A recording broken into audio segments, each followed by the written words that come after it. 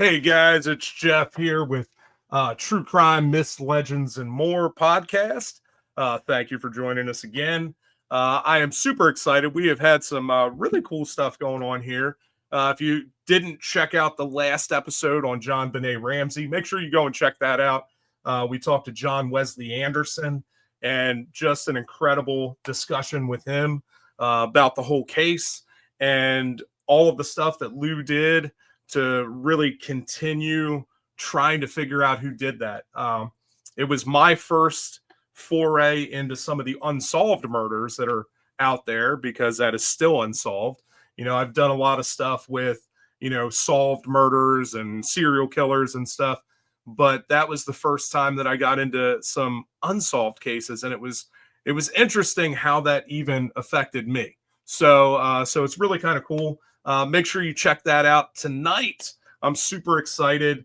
Those of you that have read my book know that one of my favorite chapters in that book was about John Wayne Gacy, and I don't really understand why that ended up being my favorite to work on and to write. May have had something to do with that I'm friends with several people that are involved with that still, and so maybe that kind of pushed me towards that. But I was fascinated by the case and all the different avenues. And so I was really, really excited when Karen agreed to come on and to talk tonight because, this is another piece of the puzzle and somebody else that had real connection to Gacy and got to see him firsthand and understand who he was. And, if you guys haven't gotten a chance to read Killing Time with John Wayne Gacy, it's the book that she wrote. You need to check it out. It is a great read.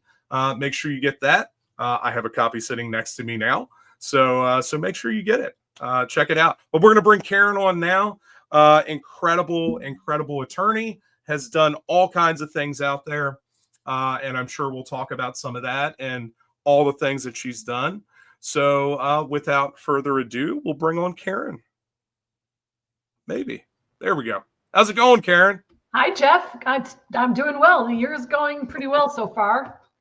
I know we're a whole 10 days in. Yeah. I mean, it is wow. I'll tell you, it's been interesting because the last year has been, for sure, many of us, it's been very challenging, and so it's excited to get that that fresh start and to get moving again. I know myself personally, I have a convention tomorrow. My first of the year, and I'm super excited to get that started, and we'll see how that all goes. Well, and as I said, even the Bears are undefeated this year, so there's that. Oh my goodness, that's so funny. The Cincinnati Bengals, not so much. Even though the second half of the season they've been coming on, they've been winning a few, but it took them a long time to get started this year. It's funny. I'm originally from right outside of Philadelphia and live in Cincinnati now. And so people are like, well, do you like the Bengals or do you like the oh my God, I almost said the Steelers. I did live in Pittsburgh for some time. So, or the Philadelphia Eagles. And the truth is I don't watch any of them. If somebody's not getting punched in the face, I don't care at all. And for whatever reason, when I was a kid growing up, I was really, really into wrestling, of course. It was a big thing through the 80s. I remember watching Ric Flair and everything. And for whatever reason, I got really, really into that again. And so I have been like watching religiously. It's the male soap opera. It's so bad. All right, Karen. So let everybody know who you are. Well, I am a lawyer. I've been a lawyer for a long time. Probably, 38 years if I'm adding all that up right now. I'm from the Chicago area originally. And, over the years, I've done a lot of different kinds of practice of law, criminal defense. I've done insurance coverage work. I've done all kinds of business litigation of all types, employment discrimination, family law, you name it. I've probably practiced it. I've tried hundreds of cases in front of juries and judges. I've handled appeals. I handled a U.S. Supreme Court appeal several years back. And I have a radio show in Chicago on the station called WGN. It's a 2-hour legal talk show live. I have been a legal commentator on all the national news outlets, including CNN, Fox, MSNBC, now News Nation, and the local stations in Chicago. And I comment on legal issues, and I've done that for about 30 years. And I wrote a book, and it was published this last year, and it's won 5 different awards. And I'm really excited about it. And I was really happy to have written it. And I'm looking forward to writing my second book. Boy, I'll tell you, the whole book writing process, like I went through that this last year too. It is such a different animal than I ever expected. And I got the benefit, and a lot of people don't get this. I picked up a publisher right away. Many people self-publish, and they put out stuff for years before they ever get to that place. I was fortunate enough, and but it was crazy. I've never experienced anything like that, between the deadlines and them constantly sending me things to revise this and to change this. Was very, very interesting. I've never had an opportunity to work on anything. I don't know. How did you feel about the process? Well, I write for a living. Lawyers, everyone thinks of lawyers being in court all the time and arguing cases, but the vast majority of decisions that are made in legal cases along the way are based upon your writing. So writing is important. And writing from a lawyer's perspective is very different than writing from any other perspective, whether it's a memoir or fiction. And so when I finally sat down to write the Gacy book, I always knew I had it in me. I waited years and years, actually almost 3 decades, to write the book. I started to really appreciate what a great cathartic exercise it was. Meaning, I was writing about things that happened so long ago to the young Karen, and I was able to then put it in perspective as to how that changed me over the years. And I realized that very difficult, very unpopular representation that I endured during that time really changed me for the better. And it made me more resilient. It made me a different person. It made me more confident. And it really changed my career for the best. So how can you say that representing a god-awful serial killer is going to make your career? Well, it kind of did. And that is kind of what is embodied in my book in one way, shape, or form. Yeah, that, we never really think about that. And, you always wonder, you watch some of the things that go on in media, because media is so much different now than it ever has been before. And, people have access to so many things instantly. And, in the past, it was never that way. So I think like the whole medium has really kind of changed.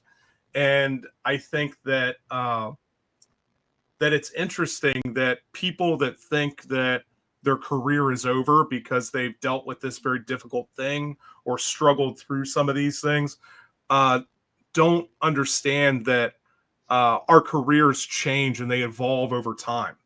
And so what may seem difficult becomes something really, really formative.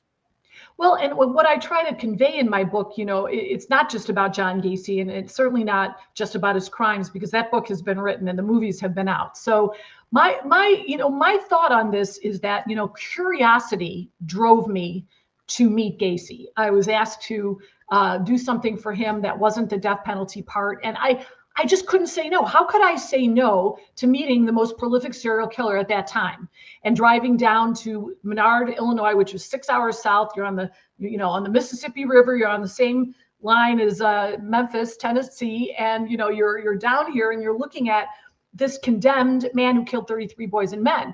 And I wanted to look evil in the eye. I wanted to experience that, and that started the whole process of saying, yes, I will represent you in the death penalty portion of this. And then it was something that was completely out of my wheelhouse. I had other lawyers who helped me, but it stretched me. It made me a better lawyer. It made me learn how to speak in public. It made me research. It made me be an academic when it came to the death penalty. And, nothing could frighten me after that situation. I mean, how could anything frighten me after, sitting on death row with all these free range killers walking around? So, one of the points of my book, I think the takeaway is take something out of your wheelhouse, stretch yourself, be curious, do something that you're not comfortable with, because it leads to things that are good for you and it makes you more resistant and resilient. Oh yeah, I used to do, and I've mentioned this on here before. I would do long, like multi-day endurance events, and I always did them just to figure out like how far I could go and how far I could be pushed. And I think that lawyers do that in a very different way, because you guys have deadlines and time frames, and all these things have to get done. All this incredible amount of material has to be researched, and all of your points have to be made long before you get into the courtroom to make them. And so I think that like that is just incredible amount of pressure that really shapes people. I think it's always that iron sharpens iron, and I think sometimes people miss that when we're afraid to go out there and really test ourselves among all of the things that are out there. It's in the testing that we find out who we really are. Right. And I think the other part is when you're handed something, and I would say that Gacy, it was a fluke that I got involved in it, especially given my lack of experience at that time. I not only took it, but I did a good job in my view. Now Gacy was executed, spoiler alert, so I didn't do that good of a job. But what I'm saying is when you're handed something, you have to, do your research. I got speech lessons. I learned how to do my makeup so I look good on camera. I learned everything there was about the death penalty. I learned everything there was about Gacy. I made sure that I was prepared. And when you're prepared, you're more confident. And when you're more confident, you're more effective. So it's not just getting something handed to you and taking it, it's doing it well and doing the necessary work to get there. Yeah, for sure. It is always about that research and taking that time to understand things. I know for me, I got really involved. I just did a series on the Delphi case. Of course, that just finished up, and Richard Allen was convicted and sentenced to 130 years. However, there are still lots and lots of questions about that case. So I have been playing around with all of that stuff, and now there are gag orders that are now up. So now there's a lot of people that are coming out and speaking out and telling their side of the story, which is very, very interesting. So I've been really kind of sitting and researching a lot of that, of course. And I'm sure Bob Motta, and I have been familiar with him for some time. And so we have talked a whole bunch. And actually, he's one of the reasons why I was so interested in Gacy when I was writing about him, is because of his connection with that whole thing, with his dad being one of the defense attorneys in the original trial, that him and Sam Amarante. So it's always been fascinating to me. And then later on, you have yourself who got to go down there. So let's start back a little bit further than that, because you've already mentioned it a couple times. How did that get started? Well, my late partner and I had argued before the U.S. Supreme Court on a First Amendment issue. And Gacy had been sentenced to death. The appeals were all done over the 14 years he was on death row. I mean, I was in high school when he was convicted. So that's how long he had been sitting there on death row. I'd gone through high school, college, and law school. I'd been a lawyer for a few years. And, I heard his death date was set. And I was like, oh my gosh, Gacy's finally going to be executed. Well, a couple days later, we get a call from Gacy's family members and friends who said he had a civil matter that the Bureau of Prisons was suing him for he was doing all this horrible artwork that he does, and he was selling it, and he was making money. And there's a law in Illinois that says that if you as an inmate are making money, the prison can sue you for room and board to pay for your incarceration. And they were just pissed off at Gacy because he was, arrogant and was not, remorseful in any way. And this was not reflecting well on them. And I understand. So he wanted us to represent him in the civil matter. And I was like, he's going to be executed in about 7 months. What does he care about money for, right? But again, as I told you, I was curious. So my partner and I went down. We were just going to talk to him, just see what it was like. And when I got down there, I realized that this was a really important pivotal point in Illinois law, in that I have never been in favor of the death penalty. Even when I was a kid, I used to argue with people, and my parents were both in favor of it. So I realized that when Gacy was going to be executed, which was probably going to happen because he was guilty as all get out, but there were other people on death row who had actual innocent defenses or incompetent counsel or racist prosecution or you name it. They had defenses. And I knew that we needed to at least give it a good fight and put it on the air that people shouldn't be executed, even someone as bad as Gacy. And so we talked to Gacy, and Gacy said, sure, come on our team. And we, at the very end there were 4 lawyers, 2 very, very qualified death penalty lawyers, and then myself and my partner, who was a very qualified criminal defense lawyer. And at the end there, we kind of just divided up all the tasks and, basically represented them until execution day. Wow. Yeah. So what was it like sitting across from him? Well, you'd like to say there was some momentous, feeling, some epiphany of, wow, this is evil. But it's just not. He was the most normal guy. He looked like your uncle, sitting back in his lazy boy chair watching a football game, or the bus driver who would get on the bus every morning. He was very conversational. I would say he was very intelligent, maybe not educated in the way he spoke, but he was funny. He was charming. He was manipulative. He was a liar. But if you didn't know that he was capable of doing these things, you could never in a million years picture it. And I tried to do that, Jeff. When I sat down with him, I thought, all of these things went through my mind, all these kids who he tortured and he just raped, and this relentless violence. And then I'm looking at him and he looks innocuous. So that was frightening to me, in that if I am dealing with somebody who's capable of that, who else in my life is capable of that, who I don't know is capable of that? So it kind of wakes you up that these people hide in plain sight. And that's the only reason that he got away with it as many times as he did. That was like one of the main reasons why I created the card game, is because I wanted people to see like often how normal these people look and how disarming they can be. Because, at least the ones that are intelligent enough, because there are other ones that are just way out there, off their nut, and you can tell like there's something wrong with that person. But by and large, most of those people are predators, right? And so they've spent their lifetime learning how to integrate with other people. Dennis Rader is one of those guys. He was another one. He had a family. They had no idea that he was doing all these horrible things that he was doing. And so it's a scary thing to know that somebody that you could be sitting there with, can laugh with, joke around with, could also have this whole other side to their personality that they can switch on. And you would never know unless you're the one that is presented with that.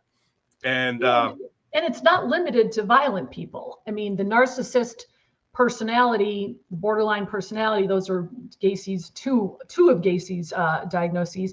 You don't have to be violent to be a narcissist. And people who are narcissists are really good at charming and really good at pulling you in and really good at imitating real emotion, because that Gacy was excellent at it.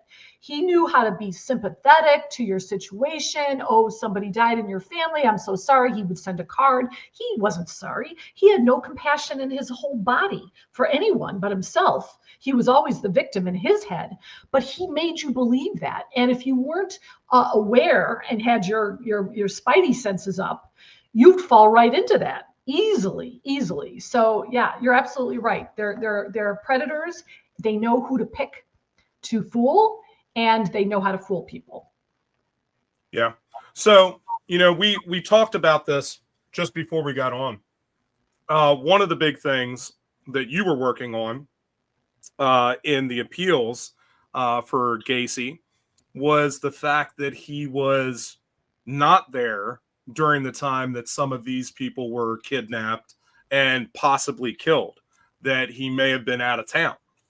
So that's one of the big things that, we talk about the 33, but how, and I've talked about this several times, that some of the killing methods were also different. So you wonder how that all matches up with the ones that he was there for, the ones that he may not have been there for. Well, and this, people don't believe me when I say this. And actually, Gacy told me he wasn't in town for some of these murders. And he told me, go get my work records, which were meticulous and neurotic. And I mean, Gacy was, if nothing else, he was meticulous about recording everything he ever did. Sure enough, we got those records that were in storage from his home, and it showed receipts. He traveled to different places in the country to do these Bressler's ice cream parlors and different hardware stores. He had contracts to do renovations. And so sure enough, he had receipts to show that he was eating out, he was staying in motels, and those corresponded with dates that some of these boys went missing. And even if you give it 2 or 3 days on either side of the date, he was gone.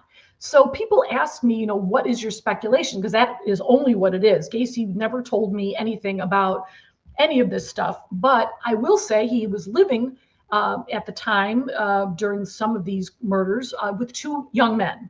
And those young men, I believe, were being groomed by Gacy. I believe that if you look at some of the testimony from the trial, one of the victims who escaped said that there was more than one person in the room perpetrating the crime. Lights were going on and off. Another person was committing sex acts on him. So who was that person? Who were those persons? They were, in my belief, the 2 young men who were living with him. They also testified that they dug the trenches in the crawl space. There's no way that they would have not known why they were digging trenches that were 6 feet long and 2 feet deep. Why were they doing that? And all these kids were going in and out of the house. My strong belief is that they not only helped Gacy, but they may have gotten a taste of that themselves and were doing some of those on their own.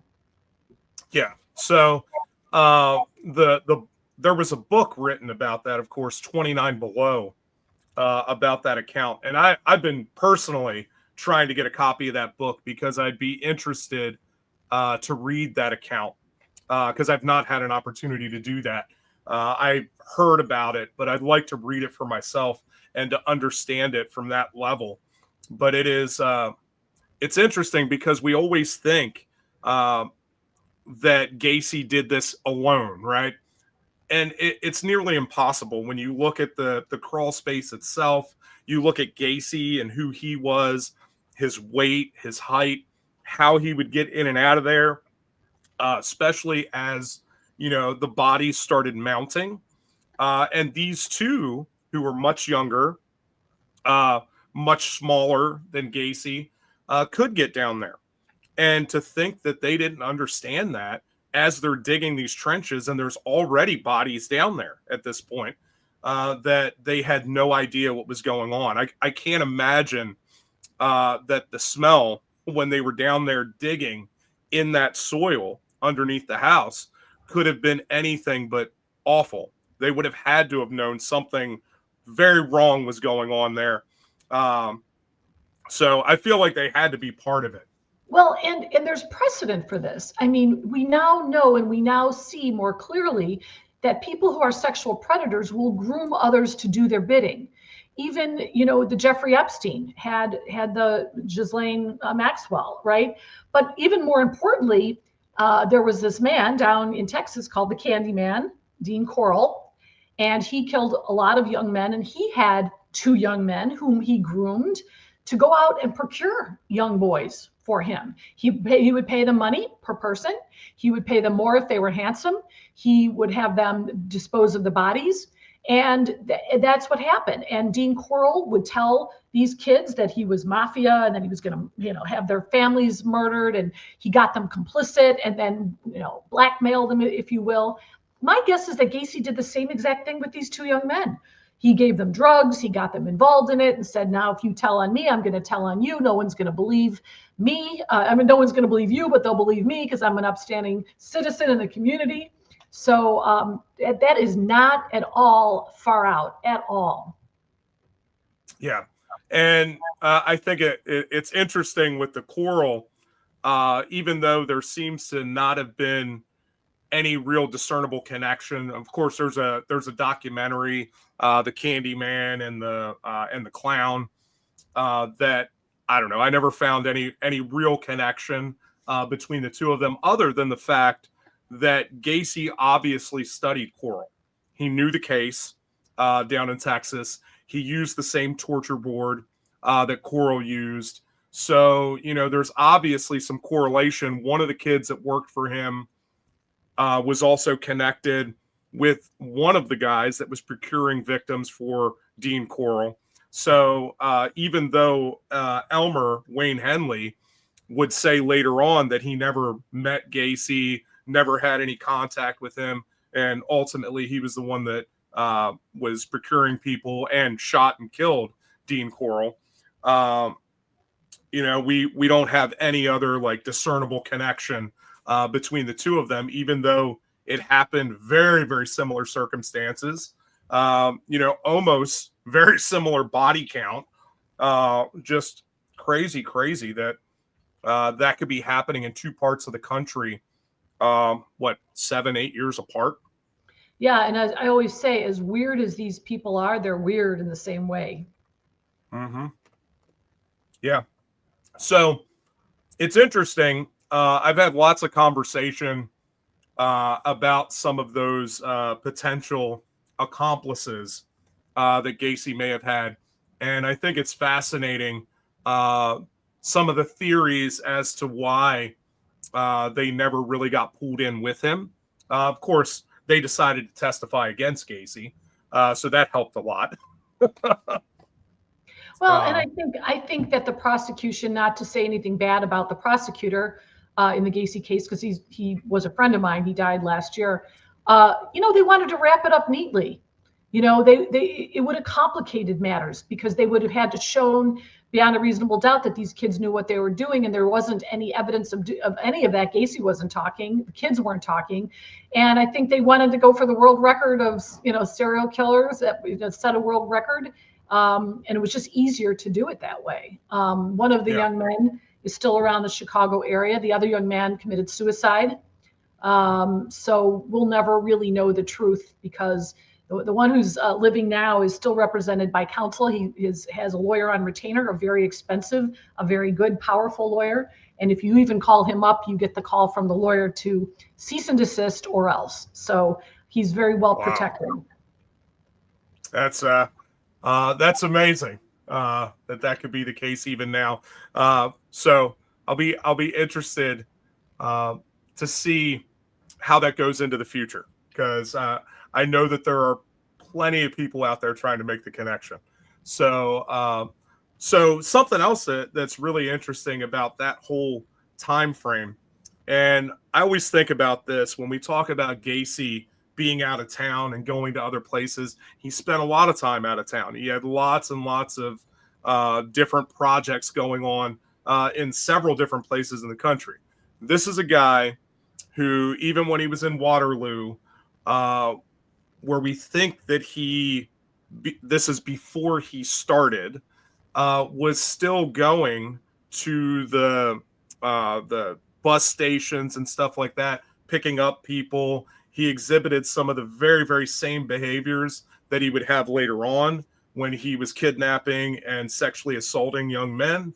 And you wonder if when he was gone, he wasn't doing the same thing, because this was a behavior pattern for Gacy. It was not something that was just a single solitary incident, right? It didn't just happen. He was actively out there procuring and trying to get these young men to go with him.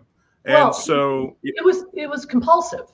And I talk about this in my book, again, in speculation, but if he's in the middle of a murderous spree where he sometimes goes out and kills 2 boys in one night, and then he has a trip to somewhere in the Pacific Northwest, you can't tell me that where people don't know him, where it's not as populated as the Chicago suburbs, where maybe there's more wooded areas and streams and rivers to dump bodies, that Gacy wasn't doing the same thing over and over in those areas. And remember, that was back in the 70s. There was no CODIS.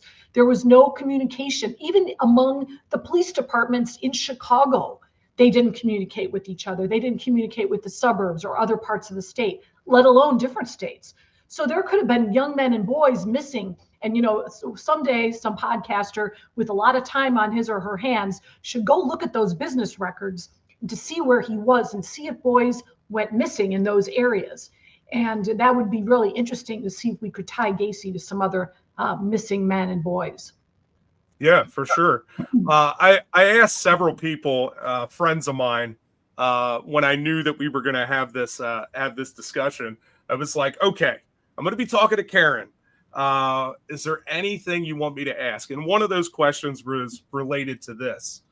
And they wanted me to ask you if you thought that if Gacy really didn't know the names of some of the people that he had killed, or if it was maybe that he was trying to hold some kind of card in his back pocket during the finality of the trials or the appeals, so that maybe he could reveal that later, or if he just truly didn't know. I would guess that he didn't know. And he was very forthcoming when he was arrested. He had almost a photographic memory. That's another thing I talk about in my book. He was so visual. He could tell when you changed your hair color just a little bit. He could tell. He was so visual that he did remember in great detail, not just where he picked these boys up, their names sometimes, where he actually laid them in his house on the crawl space with his head this way and east, west, north, south. I mean, how does he remember all of that? He remembered it. But my guess is that some of the young men, and not all of them, were transients. And they may not have given him the real name. They may not have even had identification on them. Some of them were prostitutes, not all of them. And they were being picked up in a little park called Bughouse Square, which was in Chicago and the Gold Coast now. And a lot of those kids were walking around and they needed the money. And so he may have gotten the wrong name. So he may not have known. So that would be my guess. Yeah. I think that's probably the case because, once he had admitted to all of that, it was awful hard. They always say that, you can't put it back in the can once it's out. And I think he really, really fell prey to that, when he was arrested and he confessed to all of these crimes. How do you put that back? How do you now say, well, I wasn't really, I didn't do this and it was somebody else. And, the famous comment about the only thing I'm guilty of is having an unlicensed cemetery, So, but what do you think about that? About the fact that he tried to change it? Well, Gacy was a liar. He could lie within a sentence, say two things that were completely oppositional. And so when he first was arrested, I think he was relieved in the way that some serial killers are. I mean, here's a guy who's sleeping like a couple hours a night. He was taking drugs to go to sleep. He was taking drugs to stay awake. He was drinking heavily. He was escalating when it came. He was getting sloppy with what he was doing. And I think at some point it was just a relief that he was able to stop. Not that he wouldn't have done it had he not been arrested, he would have continued. But I think it stopped the anxiety for him. And so he had great pride too in telling people how many he killed. I think he was very proud of what he did because when you are a serial killer, you have no remorse for what you did. You feel like you were entitled to do that. And so he was a big man on campus to talk to the police about it. I also think that his lawyers said, hey, you know what? The only thing you can do here is lodge an insanity defense. How else are you going to defend yourself? So at an early time, Gacy started this multiple personality thing. Oh, this was a guy named Jack Henley who would be the bad cop and he'd go out and kill these boys. And I'm John Gacy, the good construction worker who's a family man. So he was already starting that whole, I didn't do it because I was insane. And then once that didn't fly, Jury didn't buy that at all. Then he went back to saying, well, I really didn't do any of them except the first one, which was self-defense. That's what he told me, Yeah. which, as we all know, is a big lie. Yeah. Yeah. I think it's interesting that when he first, his original confession, he mentions 50 or so. And then, of course, later on, we get down to the 33 because I don't remember, it was 29 or whatever found in the house, the 4 in the river.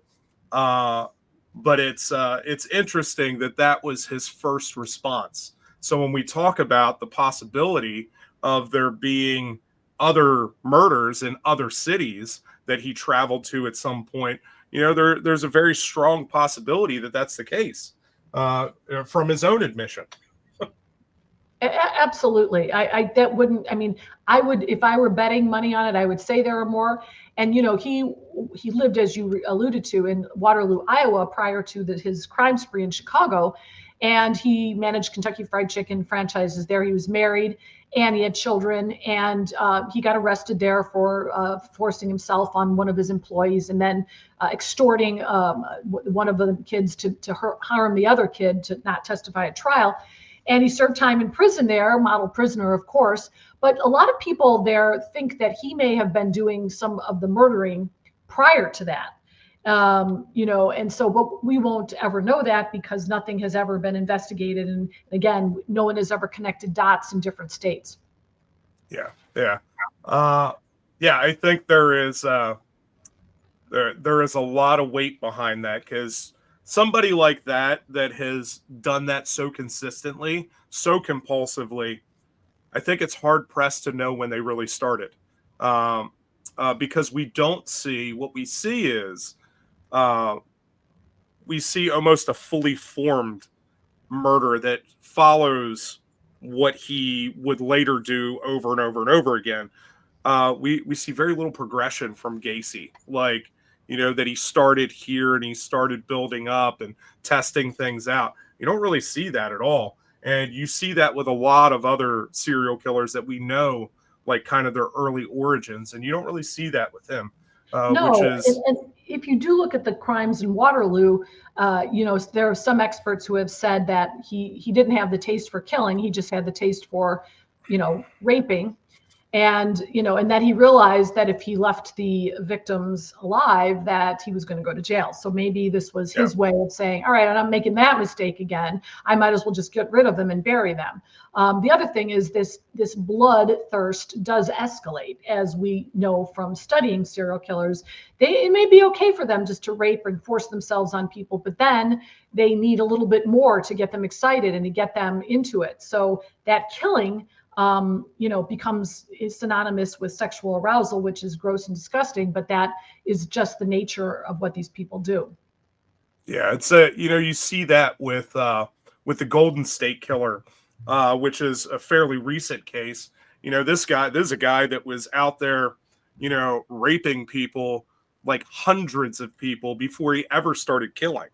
And so it's that crazy progression that they need more and more and more to continually get aroused. And it's a scary, scary thing when that becomes that paraphilia that you need. Yeah, it's unbelievable. So, this is a question for me, because I'm interested in this, because this would have been the same time frame that you were there. What do you think of Jason Moss and the book that he wrote about his experience with Gacy? I don't believe him. I don't believe what happened. I don't know all the facts about it, but he was the one who said that Gacy raped him in prison, right? Yeah. I've been on death row many times with Gacy. I spent 30, 40, maybe 50 hours with him there. I know that the guards could see everything that was going on. I'm not saying the guards would have interrupted anything. I think they would have, but there were, what you have to understand, when you go down to death row in Illinois at the time, we don't have the death penalty anymore, so we have no death row. But, you think it's going to be the plastic, plexiglass, right? Where you're just sitting there and talking on the phone with your inmate. No, you get led into this bullpen with all these different chairs and tables and these little kind of cubicles, as I recall it. And you're sitting there with Gacy, whereas this guy over here who murdered his whole family at age of 18 is walking around asking for cigarettes. Another guy who killed women and ate their body parts is walking over here. The I-57 murderer who liked to shoot women, in cars when he stopped them. So I mean, all these people are walking around free range while you're sitting there talking to your client. So the guards are watching this. The other inmates would have seen it. The other people visiting the inmates, like the lawyers and the ministers and the girlfriends and the people who were there. I'm not buying it. Just not buying it. And you know what? I will say this. A lot of people have made a career on Gacy, and your listeners might say, hey, you too, Karen. But I admitted it. I admit that my career has been enhanced because I represented a scummy serial killer. But a lot of people, the prosecution, he made a great career out of. The defense lawyer, Sam Amirante, has had a great career as a judge, as a lawyer. So everybody who's associated with Gacy, makes money and they get, a pat on the back or they get some attention. That's just the nature of being around a person who's infamous. And my guess is that he just wanted a little of that attention. Yeah. I know. It's a sad story because Jason Moss eventually ends up committing suicide. But for those of you that haven't read the book, you should check it out. It's an interesting read. He was a guy that went out there and decided to contact a bunch of different serial killers, not just Gacy. He tried to contact Dahmer. He didn't get a chance to because Dahmer actually got killed before. I think they wrote one letter back and forth. But he was also talking to other serial killers. I believe he was talking to Richard Ramirez as well. But his whole goal was to act as their perfect victim. And I believe the book is called The Last Victim. And he says that he contacted Gacy, that Gacy manipulated him, tried to get him to molest his brother, and then would have him talk to him all the time, and then had him come into the prison where Gacy basically controlled all of the guards and everybody in the prison and got him a private room. And then I don't think that he actually sexually assaulted him, but in the book it talks about that he made it known that he could do it whenever he wanted. And so there's always been speculation that it was not true. But, it's I can't imagine. I was there. Okay, so we can speculate, but I was there. I was there watching the guards. The guards didn't give him special treatment. The guards gave him a lot of shit, is what I'm going to tell you. They didn't like the fact that he was arrogant. They didn't like the fact that he had some notoriety and he was making money off his crimes.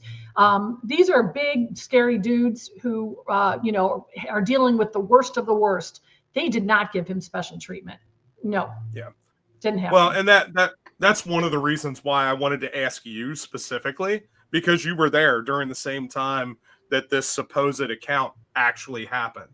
And you would know firsthand exactly how the way the prison was run because you were having meetings with Gacy during the same time. Because I believe that all of this was supposed to have happened within the month or two before he was executed. So yeah, you would certainly be the authority on that. Well, I suppose anything is possible, but I think the Gacy legend starts building on itself, and the realities are that Gacy was in a crappy prison. It was condemned many years back as very dangerous. People die of heat. People die of cold there. People are murdered there all the time, including guards. It's exceptionally dangerous, and it's a horrible place. And, the idea that anyone was given special treatment, it just didn't happen. Now, Gacy had more money in his commissary account than most because he was doing his stupid artwork and had a 900 number that he would charge to talk, to have people listen to his telling everyone that he was innocent. And he was able to then buy stuff for other people to protect him. So that was buying his protection. He'd buy cigarettes for some of the guys who would protect him. But even so, Gacy was stabbed when he was there. And, it was a pretty serious injury. And it happens. These people these are not normal people. Many of them are psychotic. Now, Gacy was measured with his crimes. So that's why I was never afraid of him. Plus, I was not his type.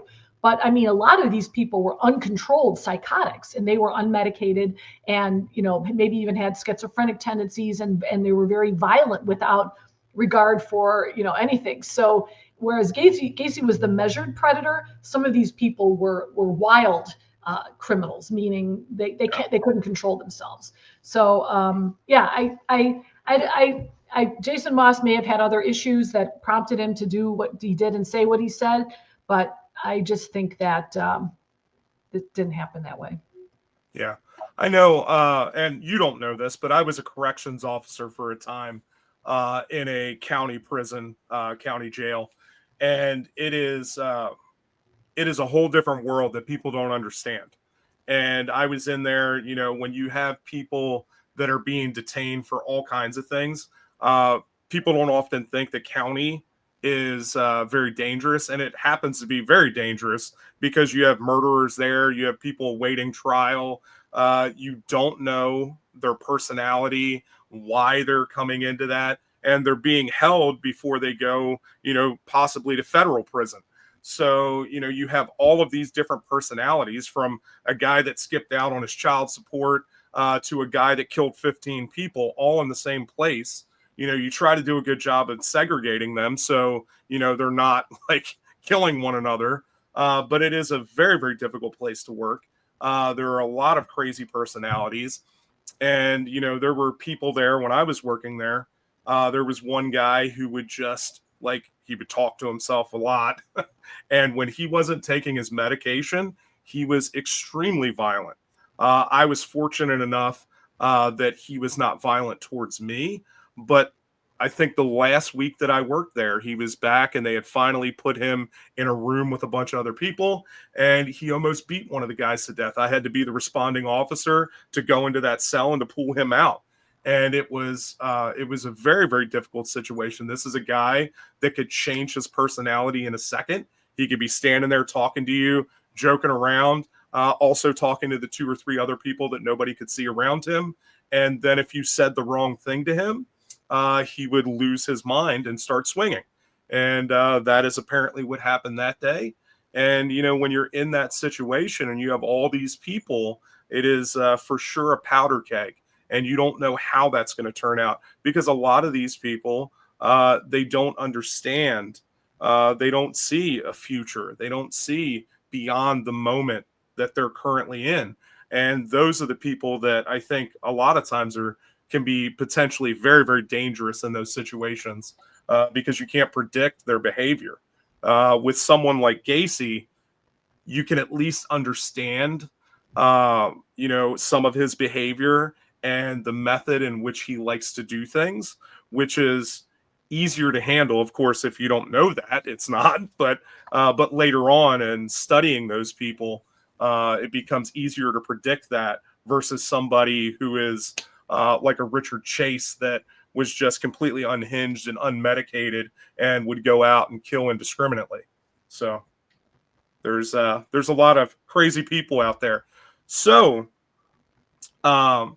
you worked on all of this stuff for Gacy up until his eventual execution, and we've talked about a bunch of that stuff.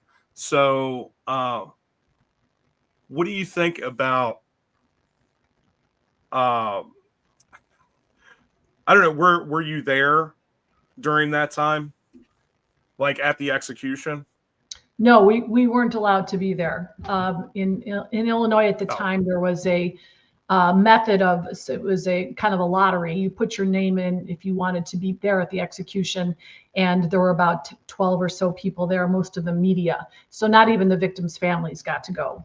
And I thought that wow. the lawyers should be able to go, at the prosecution and the defense lawyers, because you're in this country, we are entitled to a lawyer from the minute you're arrested to going to trial. Obviously, throughout the appellate process, you're always entitled to an attorney. Why not at the most serious level of our criminal justice system, which is the execution? But we weren't allowed to be there. Wow. Yeah. So one of the things that I tried to do when I was writing my book, Beyond the Headlines, is I wanted to get into a lot of the myths and legends about all of these different people. And you mentioned it earlier that Gacy, the legend around him, has just grown exponentially. All of the things. And so I tried to dispel a lot of that. Of course, there's always been talk that his final words were "kiss my ass." And, there's several people that were there that said that that was not the case, that he really said nothing.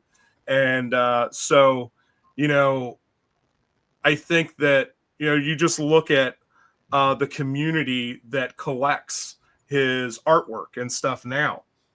He has probably the most expensive stuff out on the market.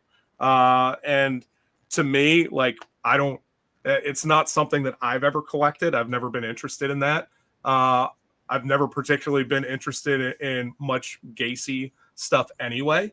But I think it's fascinating the way that people interact with it now, this many years after all of that horrible stuff happened, how people are involved in that.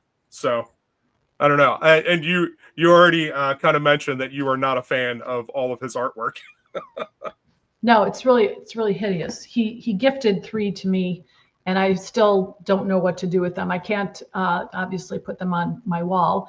I can't throw them away for some reason, and I certainly am not going to profit on them. So I don't know where they will be when I cross the line. So Yeah. It's funny because he's got all of this renowned, right? But it was certainly not being a great artist. There there have no, been plenty of people on death row, and there are some people that have murdered other people that are incredible artists. And I'm like, wow, how did you waste all of that talent and go and do the things that you did? And now you find out that they do incredible paintings. I've got a buddy of mine, Bill Kimberlin, that matter of fact, I'm going to have him on the podcast at some point. But he goes to executions and he talks to all of these people, and they send him, like, I've been to his house, and he has a room in his house that just has bins and bins and bins of artwork that these guys from death row have sent him. It's a very, very strange thing. And it's interesting that he is also not attached to it. They just send it to him because they have a relationship. He doesn't put it up on the walls. It's not a thing for him. So it's really interesting. But there is a crazy market out there of people, and I'm friends with a lot of those people that do that. I'm interestingly enough, because people think because I'm into true crime that I'm also a collector. And I have very, very little items. I don't collect letters. I don't collect like signatures and stuff. Never been a thing that I'm interested in. I am interested in continuing to tell the stories that need to be told, and learning from those things and learning from some of the mistakes that have been made in the past, so that we can get to a place that that these things stop happening, or that we can find a way to prevent some of it, even though we'll never be able to do that fully. And I think that, like, you have made a career of working on those things and trying to, really advocate for people, which is really, really a great thing. So talk about that a little bit, because you've been doing a ton of stuff since your days of dealing with John and being there and representing him. You've done so much more than that. yeah, I never took on another death penalty case, nor did I want to. I donated a lot of time and a lot of hours without pay, which is what I wanted to do at the time. But I have to make a living and support myself and my family. So I mean, I did some criminal defense work after that, but basically I got out of criminal defense altogether and started doing a lot of civil work. And like I said, now I do family law. And I don't have no idea how I ended up in that area, but I find it very interesting because I'm very interested in psychology of my clients and helping them through times that are traumatic. helping them through bad relationships that maybe have damaged them. I'm very interested in domestic violence and why it happens and how women, mostly women, but sometimes men, get involved in bad relationships that are abusive. And I find myself not only advocating as an attorney, but also advocating as a human being. And I really, that resonates with me quite a bit. And so that's where I've ended up in my career. But like I said, I look back and I think of all the different cases I've handled. I mean, you name it, I've probably tried a case, whether it's a bankruptcy case, a breach of contract, personal injury, which I've done maybe two. I've tried them all. And so I'm glad that I've had some variety in my career. Yeah, I think that I know it's funny because I have done a lot of things in my life that seem very unrelated.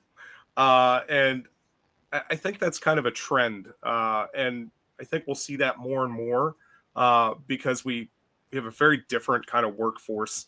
It used to be back in the day that you worked at a company and you worked there for 50 years. They gave you a pension, you retired from there, you got a little bit of money to live the rest of your life.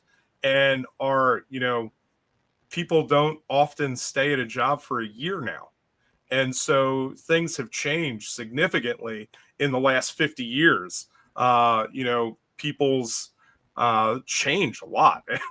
And I have done so many things that I feel like when I look at them have all been building blocks to continue to get me to bigger and better things and have prepared me for some of the things that I'm doing now. And that I certainly couldn't have done some of the things that I'm doing now without some of the things that I struggled with before and some of the challenge that I went through. And I think that all goes back to what you said in the very, very beginning is it's that pressure, it's that struggle, it's the difficulty that gets us to all of these other things. And yeah, so you mentioned earlier that you were working on another book. Yeah, I'm writing a fiction. My Gacy book was kind of my memoirish, in that it was about my relationship with Gacy, but it was also about my career and some of the other cases I've handled and some kind of funny anecdotes about different things. So and that was creative because it's always creative, even if you're telling facts, to make it entertaining and storytelling. It has some creativity to it. You want to use the right words to paint the picture and recall the conversations in the way that you recall them. So I'm taking those skills that I learned from writing the Gacy book and putting them into fiction, which really isn't that difficult for me. I read about 100 books a year. I'm a very avid reader. I'm usually reading 3 or 4 books at the same time on any given day. I get up about 4:35 in the morning and I get on my exercise bike for 2 hours and I read 3 newspapers, I read books, I read everything. So I have, reading doesn't make you a better author.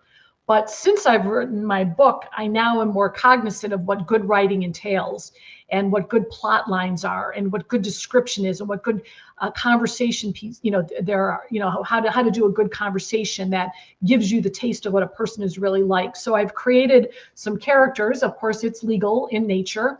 As they say, write what you know. So I'm writing what I know. And it's progressing, and I've added some different countries in it that have different relationships to what's going on in the book. I've traveled to about 52 countries, and so I'm kind of flashing back to different countries where people are from and how their cultures are different. So it's coming together, and I wish I had more time, but I have a day job that I have to do, which as a lawyer, I mean, I work 10 hours a day, probably 6 days a week, if not 7. So it is hard to squeeze in the writing, because the writing, if anyone of your listeners has ever tried to write, you got to be in the right mood to do it. You can't just force yourself to say, all right, now I'm going to sit down and write 10 pages. Sometimes the muse is there and sometimes it isn't. And you never quite know when it is. It could be the middle of the night, and you just never know. I tell people this all the time. My first book took me 3 weeks to write. It was just there. I sat down every day and I was writing 2,000-3,000 words at a time. And I was like, And I intentionally thought that it was going to be one book in 3 parts. And I was really, really wrong, because as soon as I got started, I was like 50,000 words in. And I was like, oh, I'm going to have to break this up into volumes. So now we've got several volumes planned, but I have started working on the second one. And I am currently at right around 3.5 months, and it is not as easy to write the second one. I think the subject matter, it's interesting to me that there are certain eras of crime that I am just not interested in. Like I've never been a cowboys and Indians kind of guy. And so like going back to writing about some of that is very, very difficult for me. Now, when you get to the mafia stuff, oh, I love it. I grew up in that. So that was really easy for me. And I think it's interesting as an author, it is. You're absolutely right. If the muse is there and you're feeling it, you could sit down and write efforts. Yeah, you could write easy. There we go. But there are times where it's like I'll go for a week or 2 weeks where I'm like, it's just not there. I can't write today. And so I put it off, and eventually it will get done until the publisher is like, hey, Jeff, when are you going to have that manuscript for me? And then I'll get it done. So, but yeah, and I think I've got a bunch of friends that are fiction authors that do a lot of horror fiction because that's what they love. And I always tell them that like your job is so much harder than me. Like you have to come up with things and you have to like create all of these characters and things. I'm literally everything I do is research.